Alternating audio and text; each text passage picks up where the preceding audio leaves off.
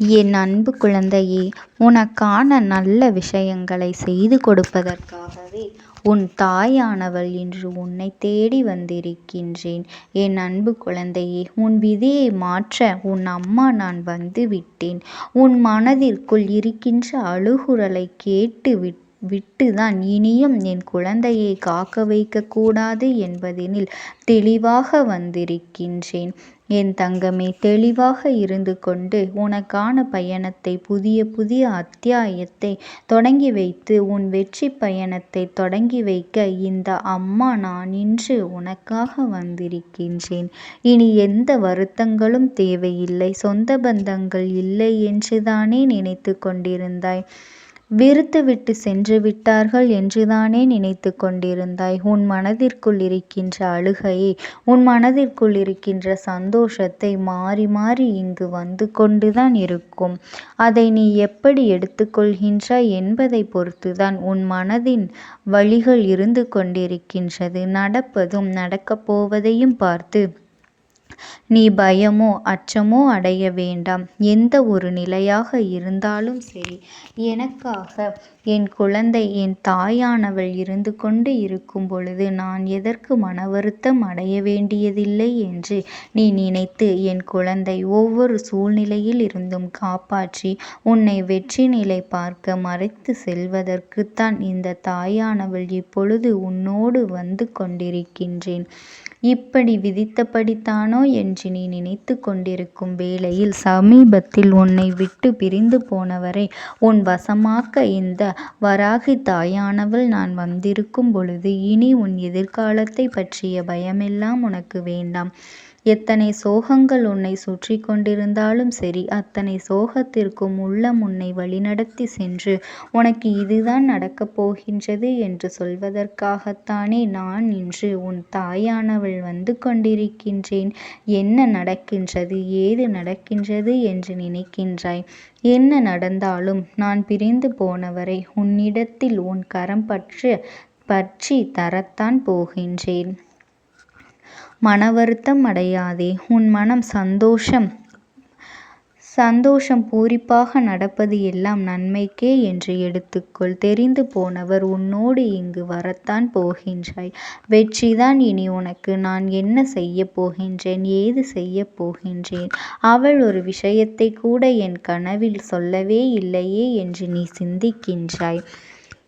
உன் கனவில் வந்தால்தான் நான் உன் அருகில் இருந்து கொண்டிருக்கின்றேன் என்று அர்த்தமா? நான் உனக்காக வேலை பார்த்து கொண்டிருக்கும் பொழுது, நான் உனக்கு இறுதி பணியில் இருந்து கொண்டிருக்கும் பொழுது அதற்கான விஷயத்தை உடனடியாக வந்து சொல். நம்முடைய இதோ உனக்கானவற்றை எல்லாம் அலசி ஆராய்ந்து அதற்கான பணி எல்லாம் முடிந்து விட்டது. உனக்கு தேவையற்றதை நான் புகுத்தாய், நீ செய்து விட்டாய். இனி நீ நேசித்தவரை காணவில்லையே, இன்னும் வந்து சேரவில்லையே என்று நீ சிந்திக்கின்றாய். அந்த சிந்திப்பதற்கான காரணத்தை நான் உனக்கு புரிய வைக்கத்தான் வந்திருக்கின்றேன். அதற்காக சிந்தித்து கொண்டே இருந்தால் உன் வாழ்க்கை நலமாகி விடுமா? இல்லை என் குழந்தையை, மாறாக முடங்கி கொண்டுதான் இருக்கின்றாய். அவர்களது நினைவலைகள் மட்டுமே உன் மனதில் ஏற்றுக்கொண்டால் உன் வாழ்க்கை அங்கு நலமாக இருந்து விடுமா என மாறாக உன் வாழ்க்கையை நீ தொலைத்து விடாதே என்றுதான் நான் சொல்கின்றேன். விட்டு போனவர்களையும் விலகி சென்றவர்களையும் நீயே நம் மனதில் நினைத்து கொண்டு இருக்கின்றாய். நான் தான் உன்னிடத்தில் சொல்லிக் கொண்டிருக்கின்றேனே, அவர் உனக்காக படைக்கப்பட்டவர் என்பதனால் மட்டும்தான் நான் உன்னிடத்தில் இருப்பதற்கு நான் அனுமதி கொடுத்திருக்கின்றேன் என்று அந்த நிம்மதியை நான் எப்படி என் குழந்தையை தானாக எடுத்துக்கொள்வேன் என்று நீ நினைக்கின்றாயா? ஒரு பொழுதும் அதற்கு நான் இடம் கொடுக்க போவதே கிடையாது. இனி இந்த வாழ்க்கை இனி பெற்றால் சந்தோஷம் கொள்வாயோ, அந்த வாழ்க்கைக்கான மனப்பக்குவத்தை தருவதற்காகத்தானே உன்னை அங்கு ஒவ்வொரு நிமிடமும் செதுக்கிக் கொண்டிருக்கின்றேன். இந்த நிமிடம் மாறாது, அடுத்த நிமிடம் மாறாதா என்று நீ எதிர்பார்த்து காத்திருக்கும் என் குழந்தையே, இதோ பார்வை முழுவதுமாக, இந்த தாயானவளின் பார்வை முழுவதுமாக உன் வாழ்க்கையில் பட்டுவிட்டது. இனி வெளிச்சத்தை தேடி நீ போக வேண்டிய அவசியமே இல்லை. யார் ஒருவர் அங்கு இருட்டிலே இருந்து கொண்டு சிறு வெளிச்சம் தெரிந்தால் எவ்வளவு பரவசம் அடைகின்றார்களோ, அதே பிரகாசத்தையும் அதே மகிழ்ச்சியையும் நான் உனக்காக உன் வாழ்க்கையில் கொடுப்பதற்காக இந்த வாராகி தாயானவள் வந்திருக்கும் பொழுது நீ எதற்காகவும் மனம் வருந்தவே வேண்டாம்.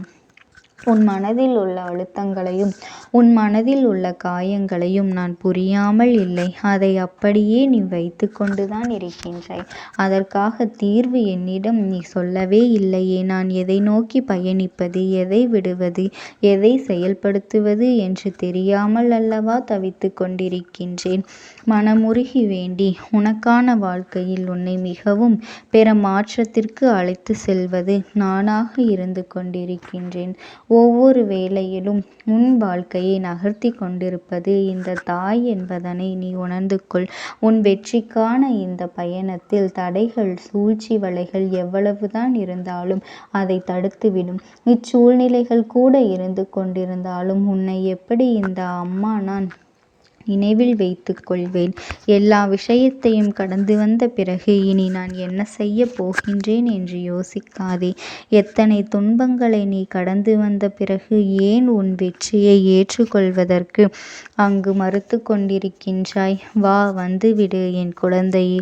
உன் வெற்றியை நான் மகிழ்வாக தர காத்திருக்கும் பொழுது உன் சந்தோஷத்தை நிலையான மகிழ்ச்சியோடு நான் காத்து கொண்டிருக்கின்றேன். நீ நினைத்ததை அடைவதற்கான ஒவ்வொரு தருணத்தையும் நான் உனக்கு கொடுப்பதற்காக நான் காத்து கொண்டு இருக்கின்றேன். உன் தாய் நான் வந்திருக்கும் பொழுது நீ எதையும் எதிர்கொள்ள வேண்டுமோ அதை எதிர்கொள்வதற்கான மனதைரியத்தை மட்டும் உனக்குள் நீ வைத்து கொண்டிரு. நடப்பதை மட்டும் பொறுத்திருந்து பார். எல்லா நோக்கமும் ஒன்று போல நிறைவேறும். அந்த தருணத்தை நீ உணர்ந்து கொண்டு ஆச்சரியப்படத்தான் போகின்றாய். இதுநாள் வரை காத்திருந்தது என்ன பலனை கண்டுவிட்டேன் என்று என்னிடம் கேட்டாய் அல்லவா? இதோ அதற்கான பலனை மட்டுமல்ல, நீ கேட்ட வெகுமதியோடு உன் வாழ்க்கையில் நீ கேட்ட அதிர்ச்சியோடு உன் தாயானவள் நான் தருவதற்கு வந்திருக்கும் பொழுது நீ உன் மனதில் நினைத்தது நினைத்தபடி நடப்பதற்கான அத்தனை அருளையும் ஆசியையும் நான் உனக்கு வழங்குவதற்கு வந்துவிட்டேன். என் செல்ல குழந்தையே, நீ எதற்காகவும் கவலைப்படாதே. அனைவருமே நீ விரும்பும்படிதான் இருப்பார்கள். உன் குடும்பத்தில் உள்ளவர்கள் அனைவரையும் நான் ஆசீர்வதிக்க வந்துவிட்டேன். நீ நினைத்தது ஒன்று நடப்பது ஒன்று என்று நீ வேதனைப்பட்டு கொண்டிருக்காதே. அத்தனை வழிகளையும் தாண்டி உன் வாழ்க்கை சந்தோஷமாகவும் வளமாகவும் இருக்கப் போகின்றது. அதனால் நீ எதை நினைத்தும் கவலைப்பட்டு கொண்டிருக்காதே. இந்த தாயானவளினுடைய அன்பும் ஆசீர்வாதங்களும் என்றென்றைக்குமே உனக்கு முழுமையாக கிடைத்து கொண்டேதான் இருக்கும். ஓம் சக்தி. ஓம் ஆதிபராசக்தி.